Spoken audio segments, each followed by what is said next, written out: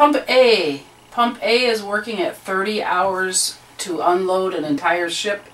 Pump B is working at 24 hours to unload the ship. That's by themselves.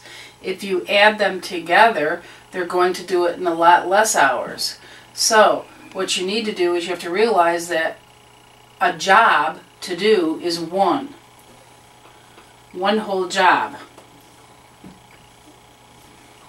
That job is equal to all the pieces put together that are working on that job and how fast and at what rate they can do these things.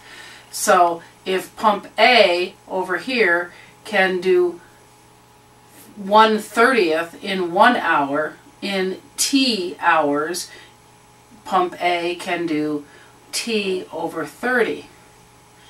Pump B in 1 hour does 1/24th of a job, so in T hours does T 24ths.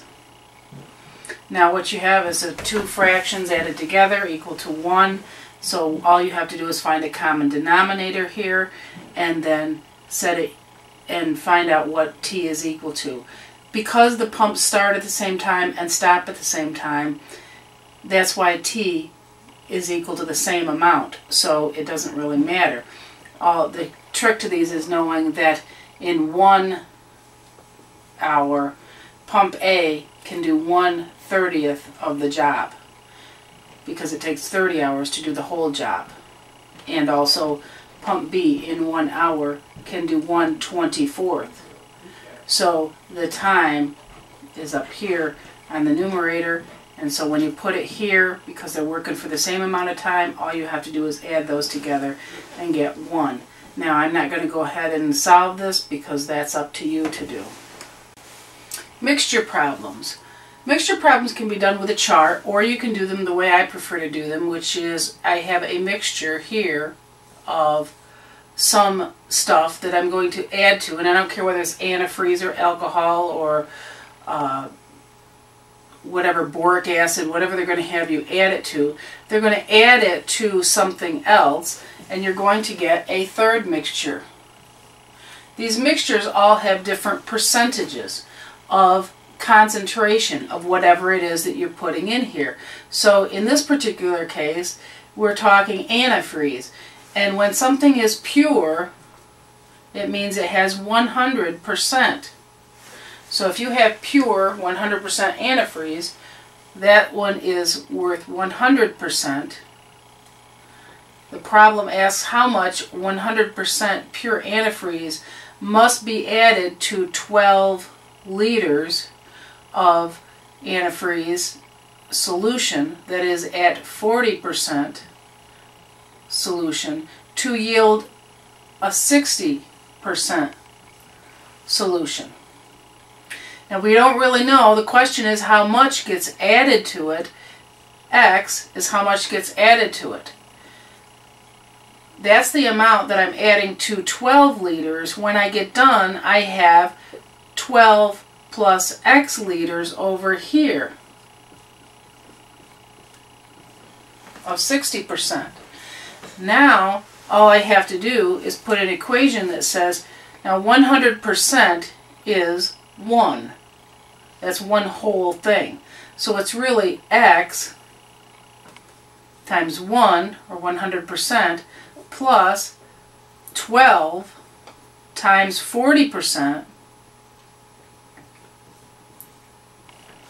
is equal to 60% solution times 12 plus X.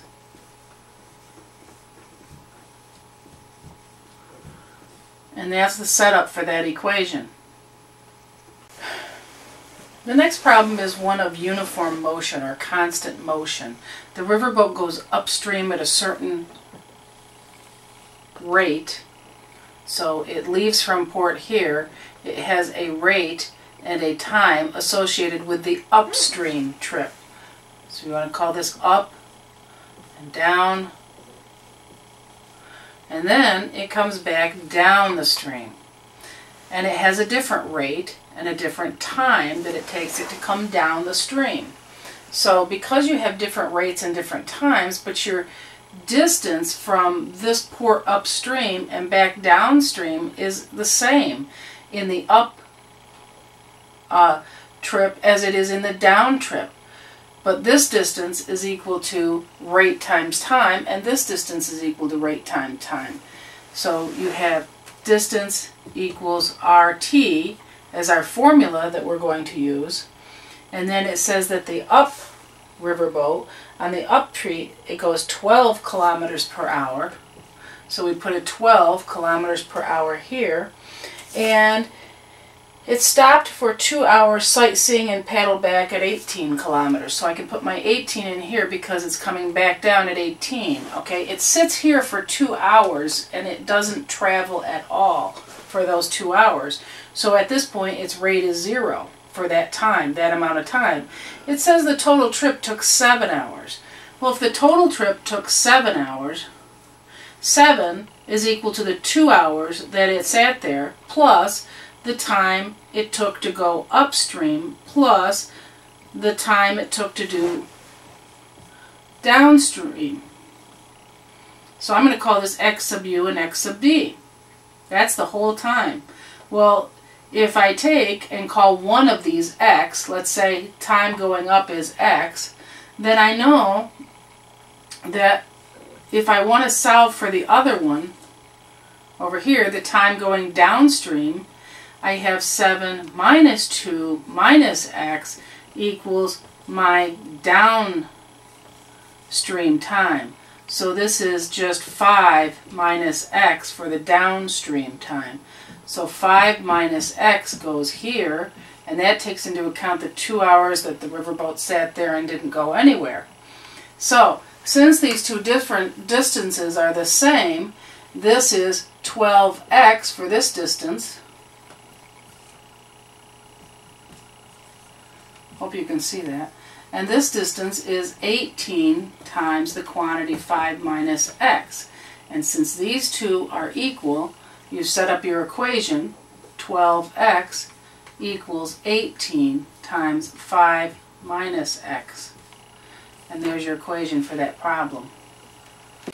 When you're dealing with money problems, a lot of times people will take their money and they don't put it all into one account. So the formula that you need to know here for this is your interest earned is equal to the principal, which is the amount of money that you put into an account, times the rate at which it is obtaining from the bank, times the time. Principal times rate times time is equal to the interest earned. So this problem has a computer club that has a total amount of $2,200 to invest. They're going to divide this investment up into two different accounts. One of them is going to earn 7% and the other one is going to earn 4.5%. Okay? Now the rate, since they're both putting in at the same time and they're staying in for the same time amount, we can really basically ignore the time at this point and just say time is 1. So we can completely ignore the time for this particular problem. So what you're going to do is you have two amounts. Over here, let's say we put x in at 7%. That means that the part that we put in for 4.5% will be the total amount minus the x that we put in over here. So we have 2,200 minus x over here. Well, now you have a simple equation, rate times the amount that I put in, here's the rate, here's the amount that I put in at that rate, is equal to the interest on this amount. And if I multiply those, I will get the interest on this account. And if I add them together, I should get the total interest, which the book says is $144. So, your equation then becomes 7% x, or 0.07x, plus 4.5% is 0.045 times 2,200 minus x, and this will give you 144. This is a 0.